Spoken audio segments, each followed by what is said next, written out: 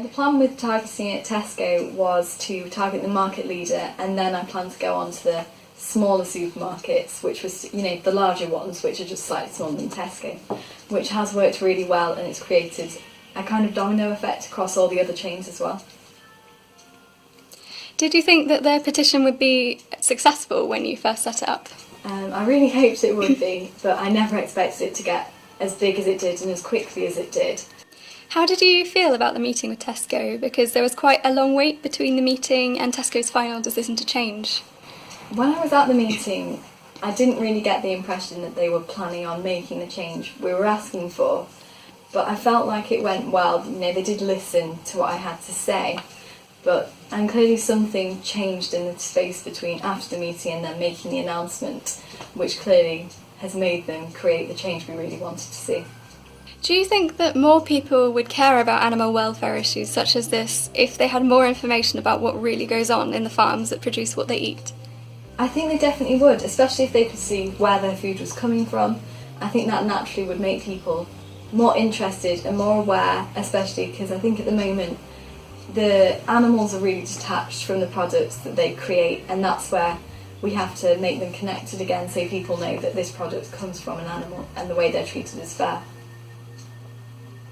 You've talked about hens being viewed as machines. What are your views on other factory farmed animals? I feel that they're treated kind of in the same way. Obviously it's for a different product and I'm focusing on poultry now, but since doing that I have been more aware of how other animals are treated commercially, and it's quite clear that it's not fair in all cases and that pigs and cows aren't treated fairly either. It's not just chickens that are confined to small spaces or not treated the way they should be, and through doing the campaigns I've become more interested in that as well. By 2025, all 4 major UK supermarkets, along with Iceland, Aldi and the Paris-based company Sodexo, will be cage-free. Do you think that we're moving into a new era of animal welfare awareness? Do you think there'll come a point when all shops will stop selling eggs from caged hens? It really looks like it, especially now that so many retailers have already pledged to go cage-free by 2025. That's more movement than that's been seen in the industry for quite a long time, and it's something that didn't necessarily look possible even just a year ago. And since so many supermarkets have made the pledge, I think that makes a statement to all the supermarkets that haven't, that says that caging hens isn't okay and it's something that won't be continuing. Do you think that supermarkets will stop selling barn eggs in the future as well? I hope so, because it's quite misleading. Many people think that the barn eggs are a higher welfare alternative, and although they are different to the cages, the welfare standards are very similar.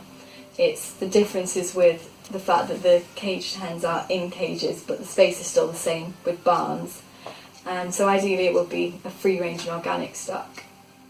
What do you think about the concept of the power of one? A lot of people might think me changing or me trying to achieve change will make no difference. What would you say to that? I would say, I think if you want to make a change, you have to go and do something about it. And especially for me and my campaign, obviously I started it, but without everyone that supported it and followed it, it couldn't have possibly reached the scale it has. And I could never have done it without their support and all the people that have signed it as well. Viva loves your campaign, and you may be aware that Viva has led many successful campaigns against factory farming. A lot of our supporters are young, and we were wondering if you could give Viva a few words of support for other teens who care about animals and ending factory farming to read. I would say if you're interested in animal welfare, it's important that one of the things you can do is to follow what organisations such as Viva do and to follow their work and campaigns and support them in whatever way you can.